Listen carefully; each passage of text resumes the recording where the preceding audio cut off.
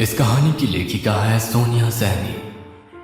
पूर्ति और पवन अपने नए घर की पूजा के लिए हवन में बैठ गए थे। पंडित जी गणेश पूजा करने के बाद मंत्रोच्चारित करते हुए हवन कुंड प्रज्वलित कर रहे थे, किंतु लकड़ियां आगे नहीं पकड़ रही थी।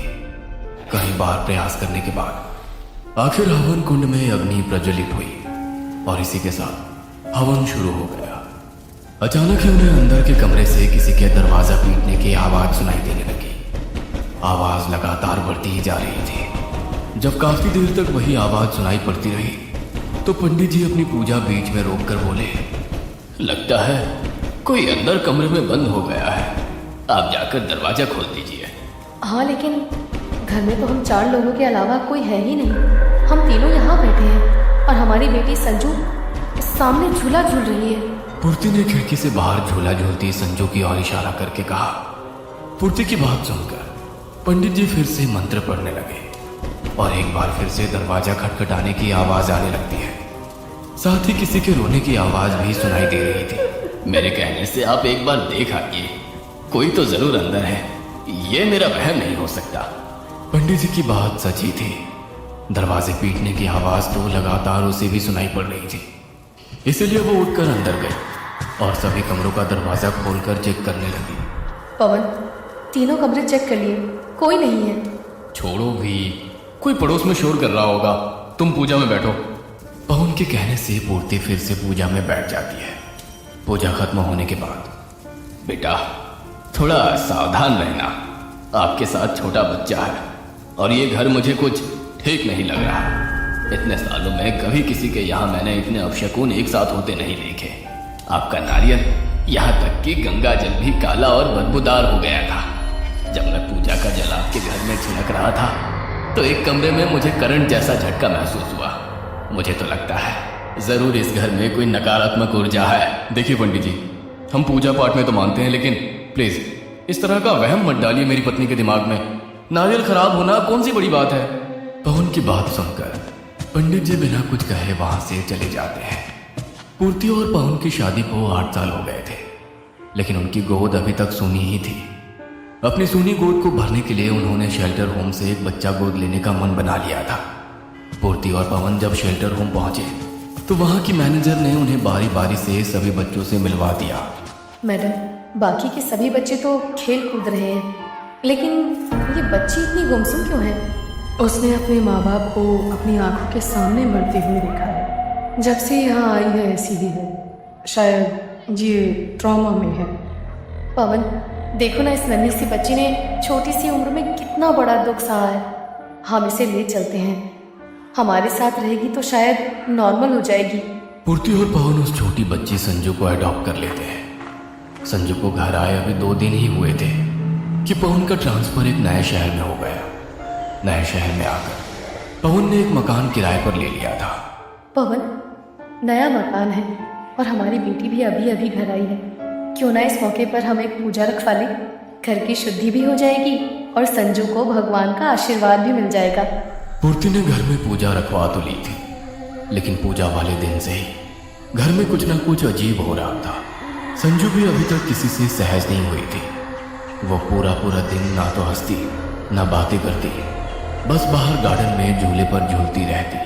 पवन, हम संजू को संभाल तो पाएंगे ना?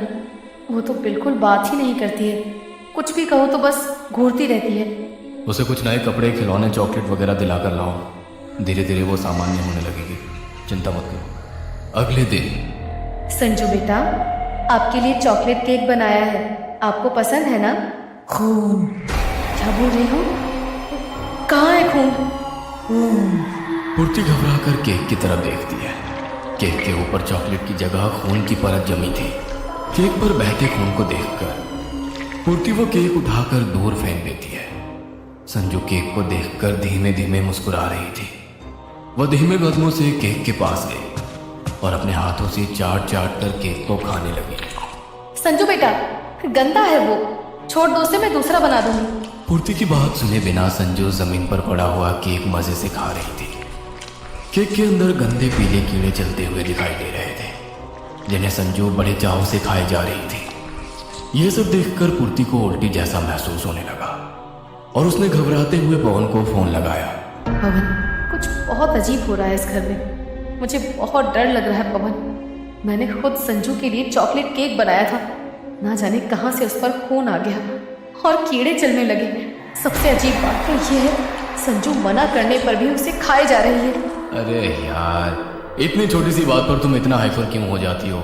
बच्ची है, उसे केक पसंद होगा इसलिए खा रही है, और जरूर कोई कीड़ा ओवन में रहा होगा, उसी का खून लग गया है।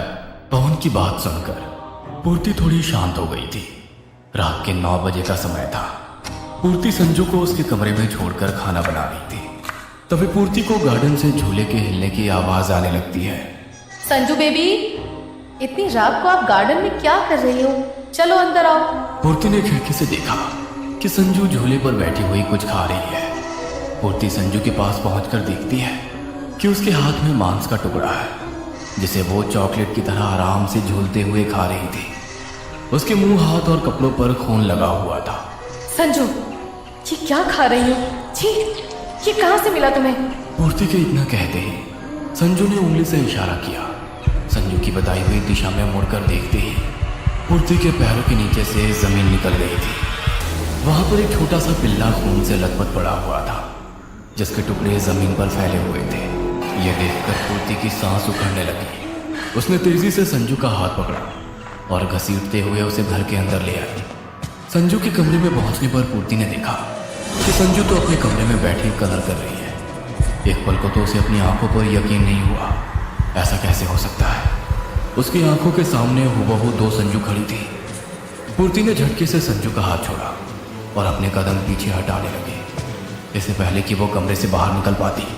कमरे का दरवाजा एक तेज आवाज के साथ बंद हो गया। दोनों संजू उसके ठीक सामने खड़ी हुई थी और गुस्से से उसे घूर रही थी। संजू बेटा, आप कहाँ आओ? संजू बेटा, मम्मा के पास आओ। संजू। पूर्ति संजू को पुकार रही होती है कि तभी बाहर से पवन की आवाज सुनाई देती है। पूर्ति, संजू, कहाँ हो दोनों? पूर्ति। पवन की आवाज आते ही संजू के कमरे का दरवाजा अपने आप खुल गया था। पूर्ति दौड़कर कमरे से बाहर निकलती है और पवन का हाथ पकड़कर जोर जोर से रोने लगती है। पूर्ति, होश में आओ, क्या हुआ? संजू कहाँ है? पूर्ति घबराते हुए उंगली से संजू के कमरे की ओर इशारा करती है। पवन अंदर जाकर देखता है कि संजू कमरे में ड्राइंग कर रही है। क्या हो गया है तुम्हें? वो तो आराम से ड्राइंग कर रही है। पूर्ति पवन को सारी बात बताती है, लेकिन पवन उसकी बात का विश्वास नहीं करता। ये सब उन पंडित जी का किया धरा है। उन्होंने ही तुम्हारे दिमाग में वहम डाल दिया है। और पूर्ति, वहम का कोई इलाज नहीं होता है। ये सब वहम नहीं है पवन, मैंने अपनी आंखों से देखा है।